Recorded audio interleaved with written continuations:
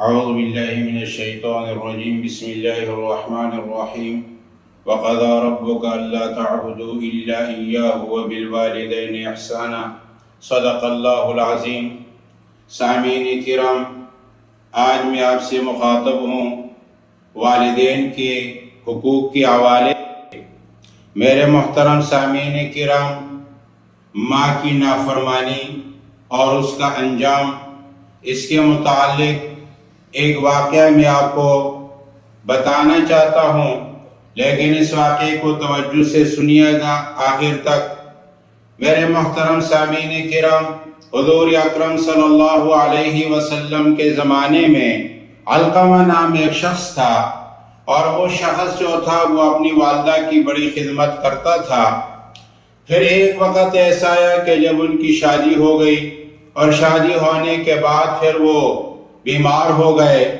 ایسے بیمار ہوئے کہ وہ قریب مرگ تھے، تو اس کو کلمہ شہادت پڑھوا رہے تھے، لیکن اس کی زبان چل نہیں رہی تھی۔ تو لہٰذا اس کی بیوی نے سوچا کہ میں یہ اطلاع حضور اکرم صلی اللہ علیہ وسلم تک پہنچا دوں۔ تو وہ اللہ کے نبی کے خدمت میں پہنچی اور کہنے لگی کہ یا رسول اللہ، میرے شوہر جس کا نام علقمہ ہے وہ بالکل مرگ کے سکرات میں مبتلا ہے، لیکن کلمہ شہادت پر اس کی زبان نہیں چل رہی۔ حضور اکرم صلی اللہ علیہ وسلم نے 3 صحابہ کرام کو بھیجا، حضرت علی، حضرت عثمان اور حضرت بلال رضوان اللہ تعالی علیہم اجمعین کو، اور فرمایا کہ آپ جا کر علقمہ کو کلمہ شہادت پڑھوائیں۔ جب وہ وہاں چلے گئے اور انہوں نے کوشش کی کہ وہ کلمہ شہادت پر تلفظ کرے، لیکن اس کی زبان نہیں چل رہی تھی، تو صحابہ نے آپس میں بیٹھ کر مشورہ کیا کہ یہ اطلاع اللہ کے نبی تک پہنچائی جائے۔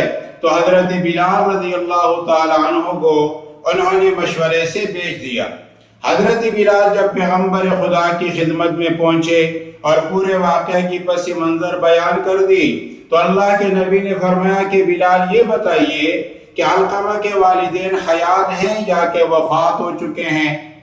تو حضرت بلال نے کہا کہ یا رسول اللہ، مجھے تو اتنا معلوم ہے کہ ان کا والد وفات ہو گیا ہے اور ان کی والدہ حیات ہے۔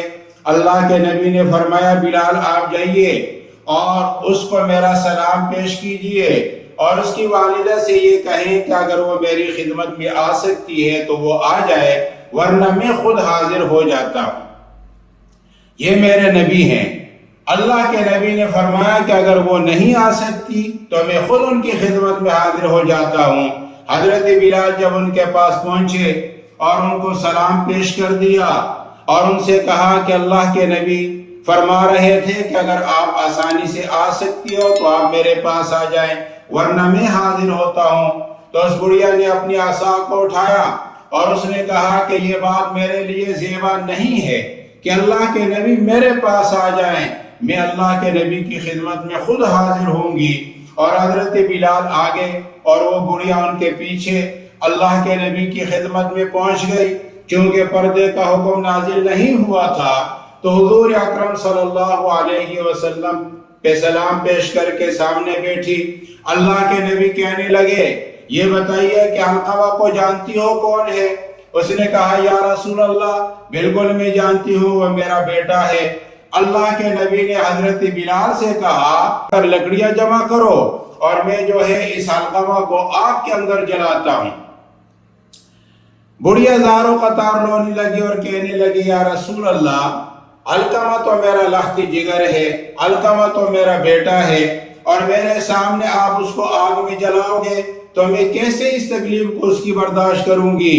چونکہ ماں کا دل بڑا عجیب ہوتا ہے اپنی اولاد کے لیے، اور اولاد کے کسی بھی تکلیف کو وہ گویا کہ دیکھنا نہیں چاہتی۔ بہرحال اللہ کے نبی نے فرمایا کہ یہ بتاؤ علقمہ نے اپنی زندگی کیسے گزاری؟ اس نے کہا یا رسول اللہ، وہ تو فرائض کا پابند تھا، وہ نوافل کا بھی پابند تھا، وہ فرض روزوں کے علاوہ نفلی روزے بھی رکھا کرتا تھا۔ اللہ کے نبی سمجھ گئے کہ حقوق العباد میں تو اس نے کوئی کوتاہی نہیں کی، اور اس سے کہا کہ یہ بتائیے کہ آپ کے بیٹے جو ہے وہ آپ کے ساتھ اس کا رویہ کیسا تھا؟ تو علقمہ کی والدہ ان کی آنکھوں سے آنسو جاری ہو گئے اور کہنے لگی کہ یا رسول اللہ، میرا بیٹا شادی سے پہلے میرا بہت خدمت گزار تھا، میرا بہت زیادہ فرما بردار تھا، جب سے اس نے شادی کری تو اس نے میری بات ماننا چھوڑ دی، وہ اپنی بیوی کے باتوں میں آتا ہے، اس کی باتوں کو مانتا ہے اور میری کوئی بات وہ نہیں رکھتا۔ اللہ کے نبی نے فرمایا کہ خدا کی قسم، آج علقمہ کی زبان کو کلمہ شہادت سے اگر روکا ہے، وہ ماں کی نافرمانی نے روکا ہے۔ اور پھر جب اس نے اپنے بیٹے کو معاف کیا اور اللہ کے نبی سے کہنے لگی کہ یا رسول اللہ، میں آپ کو گواہ بناتی ہوں، اس حاضرین مجلس کو گواہ بنا کر کہتی ہوں کہ میں نے اپنے بیٹے علقمہ کو معاف کر دیا۔ اللہ کے نبی نے سوچا کہ شاید اس نے زبان سے بول دیا، دل سے معاف نہ کیا ہو۔ حضرت بلال سے کہا کہ آپ جا کر دیکھیے۔ جب حضرت بلال وہاں پہنچے تو علقمہ گویا کہ حضرت علی اور عثمان ان کو کلمہ پڑھوا رہے تھے اور اس کی زبان کلمے پر چل گئی اور اس کی جان جو ہے وہ جسم سے جدا ہو گئی۔